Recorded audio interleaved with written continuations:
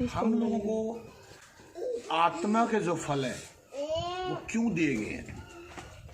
तो मैं एक बात सोच रहा था, अभी बैठे बैठे मैं अभी जस्ट बैठा था अपने सामने यहाँ पे, तो मैं सोचा ये लिखा, हम लोगों ने खुद लिखा है यहाँ पे, प्रेम, भलाई, कृपा, धीरज, शांति, आनंद, संयम, नम्रता, विश्वास। अब मैं एक चीज़ सोच रहा था, ये हमें आत्मा के फल जो है क्यों दिए गए हैं। मेरी सोच ये है, व्यक्तिगत मैं जो पवित्रता मुझे टीच करता है अकेले में, या मैं जब स्टडी करता हूँ, या मुझे बैठे बैठे कहीं मेरे प्रकाशन चलते हैं, तो मैं एक चीज़ सोचता हूँ कि जब हमारे जीवन के अंदर ऐसी परिस्थितियाँ आती हैं, ऐसा माहौल बनता है, शैतान लेकर आता है, तो ये आत्मा के जो फल है ना, हमें फ्रंट में लेकर आने चाहिए। मान लीजिए कि हमें अब संयम की ज़रूरत है कि कोई हमारे पर इतना अटैक कर रहा है, इतना झूठे एलिगेशन लगा रहा है, या अदर कुछ बातें बोल रहा है जो आपने नहीं भी की होती, कई बार वो भी व्यक्ति बोलता है, तो आपको संयम की ज़रूरत है।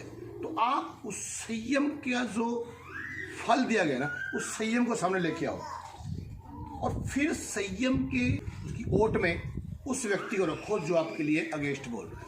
अब आपका संयम को काम करना था बाइबल में। अब आप संयम से उसके संयम के अंदर से निकलकर उस व्यक्ति से बात करो, तो मैं आपको गारंटी से बोलता हूँ उस व्यक्ति की कोई बात आपको असर नहीं करेगी, क्योंकि संयम के अंदर इतनी पावर है। इसी तरीके से परमेश्वर ने हमें आत्मा के ये फल दिए हुए हैं, शांति, धीरज।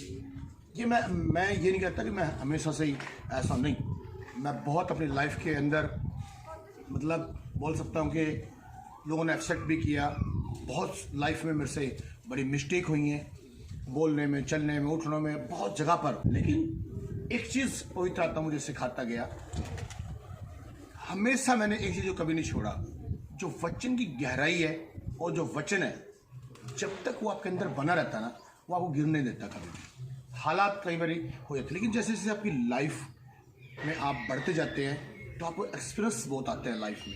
फिर आप पहले वाले 10 साल पहले वाले नहीं रहते। आप कभी आप लाइफ में नोट कीजिए, आप बात कभी ऐसा रहेंगे नहीं। आप देखेंगे, लोग आपको देखेंगे ये 10 साल पहले भी ऐसा था, लेकिन आपका 10 साल के अंदर पवित्र आत्मा चेंज कर देता है, क्योंकि जब आप परमेश्वर की हजूरी में रहते हैं, कोई भी फाइट कुछ भी है, आप वचन में चलिए। और मैं बताना चाहता हूँ कुछ चीज़ें ऐसे भी है जो मैं बोल रहा हूँ, जैसे कि आपको हो सकता है समझ ना आए, कुछ लाइफ में चलकर आपको समझ आती है, जब आप दूसरे लोगों से मिलते हैं वो आपको समझाते हैं, तो ये लाइफ का हमारा एक हिस्सा रहता है। लेकिन सबसे जो मस्ट बात मैं आपको बोलना चाहता हूँ वो ये है कि आप वचन में जुड़ बने रहें, कभी भी अपनी बुलाहट को और प्रभु को जो सिद्धांत है उनको मत छोड़िए। आप जिस दिन आपको पूरी बाइबल की नॉलेज है, अगर आपकी लाइफ के अंदर बाइबल का डिसिप्लिन नहीं है, तो मैं एक बात आपको बोलना चाहूँगा, नरक में जाने से आपको कोई नहीं बचा सकता। जैसे परमेश्वर ने मूसा को एक बात कही कि तू कनान देश को दूर से ही देख ले, तो उसमें पहुंच नहीं पाएगा। आप देखिए मूसा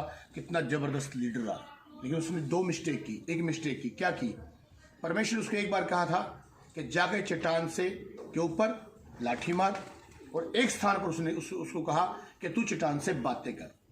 उसका सिंपल सा मैं अर्थ बताना चाहता हूँ आपको, क्यों परमेश्वर ने उसने कहा कि तू अब वहां नहीं जाने पाएगा। उसका मतलब सिंपल साधारण बात ये थी कि परमेश्वर यीशु मसीह हमारे लिए एक बारी मारा जा चुका है। सिद्धांत प्रभु का ये था, प्रभु सिद्धांत को मूसा के द्वारा लागू करना चाहता था, लेकिन अब जाकर तू चट्टान से बातें कर, अब मारने का समय नहीं है। इसी तरीके से यीशु मसीह हमारे लिए मारे जा चुके हैं। आज आपको द्वारा क्रूस में चढ़ाने की जरूरत नहीं है, अविश्वास में जाने की जरूरत नहीं है। आप विनती कीजिए, लिखा विनती खुदा धर्मियों की सुनता है, उसकी बात को सुनता है। मूसा ने यही मिस्टेक भारी किया, उसे जाके एक ही पॉइंट इस्राएलियों से वहां बोली, क्या हम तुम्हारे लिए अब पानी निकालें? क्या हम पहली बात उसने अपनी महिमा ले ली, क्या हम निकाले पानी, जो कि परमेश्वर ने कहा था कि जाके बातें करना, क्या हम पानी निकालें तुम्हारे लिए? मूसा रहा हूं। यहां पर जो प्रॉब्लम आ गई वो थी सिद्धांत के खिलाफ। परमेश्वर ने सिद्धांत साफ दिया था, यीशु मसीह को ऊंचा करना है, उसने उसको डेड किया। आज भी अगर हम अगुवे लीडर बाइबल के सिद्धांत नहीं जानते हैं, तो मैं गारंटी से बोल सकता हूं, चाहे मैं हूं, कोई भी है, कितने बड़े लीडर हैं आप, कितने भी चमत्कार हो रहे हैं, हम नरक में जाएंगे, स्वर्ग में नहीं जा सकते।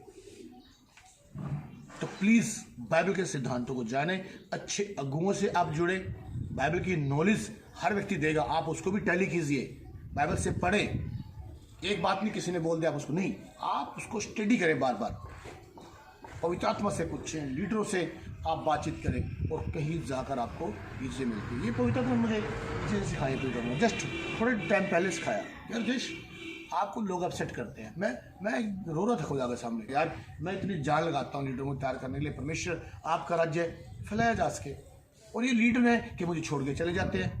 पहला पत्र में जब मैंने पढ़ा वहाँ पर, तो वहाँ पर लिखा हुआ था कि तू भलाई कर, मतलब, और आपका जो काम है भलाई करना है, उसके बदले अगर कोई बुराई भी करता है तो ये प्रभु की इच्छा है। कुछ समय प्रभु की इच्छा भी रहती है कि आप भलाई करें और लोग आपके इंसल्ट करें, ये प्रभु की इच्छा भी होती है। पत्र से पढ़ लेना आप जाकर वहाँ पे। तो मैंने कहा यार ठीक है प्रभु, तेरी इच्छा पूरी हो, मुझे क्या लेना, मुझे अपनी मेहमान लेने की जरूरत नहीं है, आपको जो अच्छा लगता करो यार। मैं तो व्यक्ति हूँ, किससे पिटवा छितवा, कोई मुझे गालियाँ दे, जो मर्जी करे, मुझे कोई नहीं, बस तेरा काम बढ़ रहा है, बढ़ना चाहिए, जो आपने मुझे काम दिया मैं वो काम करूँ। तो यही चीज़ें परमेश्वर हमसे चाहता है कि हम 100% खुदा को दे दें। तो ये जो प्रकाश खुदा ने मैंने दिया, इसलिए मैंने आपके सामने शेयर किया है, और मैं चाहता हूँ कि प्रभु आपको आशीष दे, और हमेशा बाइबल के सिद्धांतों को पकड़े रहें। अपनी बुलाहट, क्या काम खुदा ने आपको दिया, उसको पूरा करने की कोशिश करें प्लीज़, तभी आप ब्लेस होंगे। प्रेज़ द लॉर्ड, आपको प्रभु आशीष दे। आमीन।